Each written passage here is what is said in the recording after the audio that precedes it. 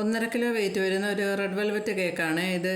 അപ്പോൾ തലേദിവസം രാത്രി തന്നെ ഞാൻ ക്രം കോട്ട് വരെ ചെയ്തിട്ട് ഫ്രിഡ്ജിൽ വെച്ച് നല്ലോണം ഒന്ന് സെറ്റാക്കി എടുത്തിട്ടുണ്ട്.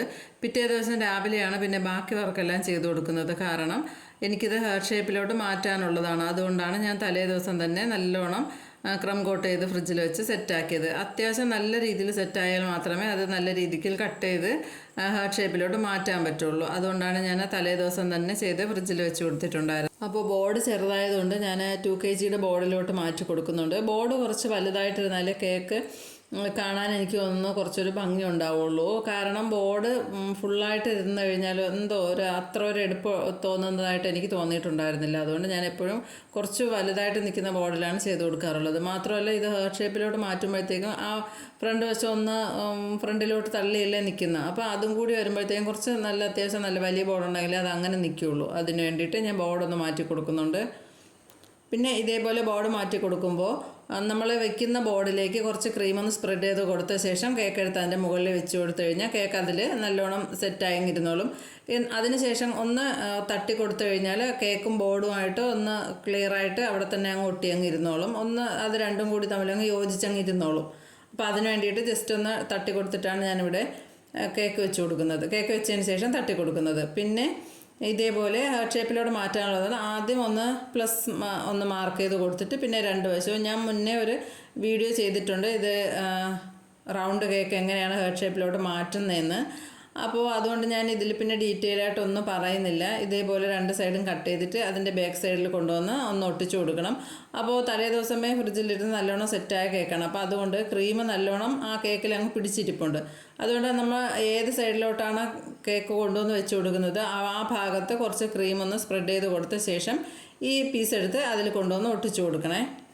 എന്നിട്ട് ഷേപ്പ് എല്ലാം വരുത്തിയ ശേഷം ഒന്നും കൂടി ക്രം കോട്ട് ചെയ്തെടുക്കണം. നമുക്ക് കുറച്ച് കേക്കിൻ്റെ പീസൊക്കെ ഇങ്ങനെ സൈഡ് വശത്തൊക്കെ വന്നിട്ടുണ്ടാവുമല്ലോ പുറത്തേക്ക് കാണുന്ന ഭാഗത്ത്. അപ്പോൾ അവിടെയെല്ലാം ഒന്നും കൂടി കുറച്ച് ക്രീമൊക്കെ തേച്ചൊന്ന് ക്രം കോട്ട് ചെയ്തെടുത്തിട്ട് നോക്കണം ബോർഡിൽ എങ്ങോട്ടെങ്കിലും സ്ഥാനങ്ങൾ മാറ്റാനുണ്ടോ, കേക്ക് എങ്ങോട്ടെങ്കിലും നീക്കാനെടുക്കാനൊക്കെ ഉണ്ടെങ്കിൽ അതെല്ലാം ഒന്ന് ക്ലിയർ ചെയ്തെടുത്ത് ഷേപ്പെല്ലാം കാര്യങ്ങളൊന്ന് ക്ലിയറാക്കി വെച്ചിട്ട് പിന്നെയാണ് നമുക്ക് ഐസിങ് ചെയ്യാൻ തുടങ്ങേണ്ടത്. ഫൈനൽ കോട്ടിങ് കൊടുത്ത് തുടങ്ങാം.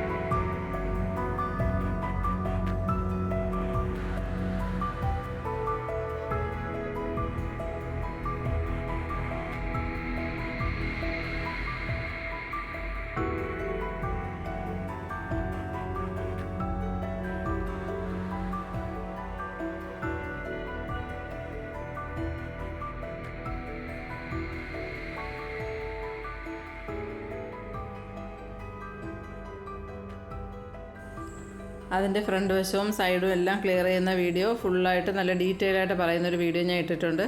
അപ്പോൾ അത് കാണണമെന്നുള്ളവർ അതൊന്ന് കയറി കണ്ടു നോക്കണേ.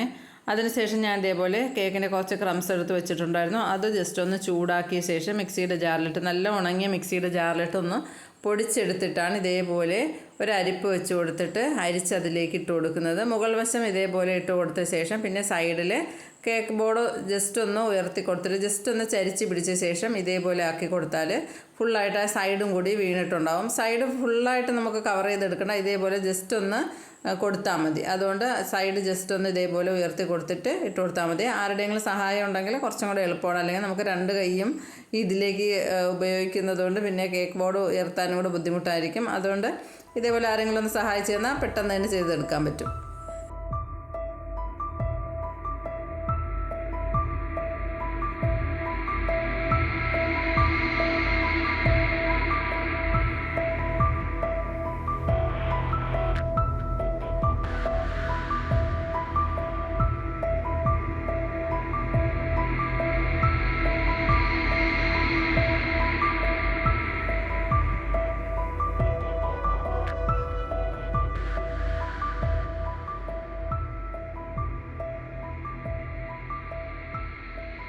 അപ്പോൾ ഫുള്ളായിട്ട് പിന്നെ ക്രംസ് എല്ലാം ഇട്ട ശേഷം ഇതേപോലെ ബോർഡിലും കൂടി ഒരു ഡിസൈൻ പോലെ ഒരു സ്ക്വയർ വെച്ചിട്ടൊന്ന് കൊടുത്തിട്ട് പിന്നെ അവിടെ ഫുള്ളായിട്ട് ക്ലീൻ ചെയ്ത ശേഷമാണ് ഫ്ലവർ എല്ലാം ചെയ്ത് കൊടുക്കുന്നത്.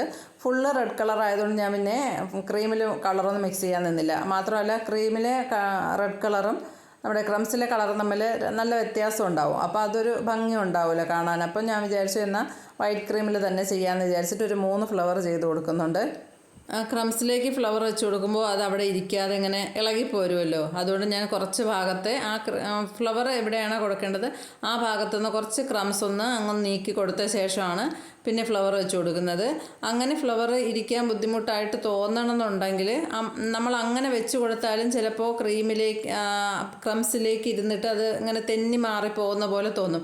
അങ്ങനെ ഉണ്ടെങ്കിൽ നമ്മളെ ടൂത്ത് പിക്ക് ഉണ്ടല്ലോ, അത് ഈ ഫ്ലവറിനുള്ളിലേക്ക് ഇറക്കിയിട്ട് അത് ജസ്റ്റ് താഴോട്ട് വന്ന് കേക്കിൽ ടച്ച് ചെയ്ത് നിൽക്കുന്ന രീതിയിൽ അങ്ങ് താഴ്ത്തി അങ്ങ് ഇറക്കി കൊടുത്താൽ മതി.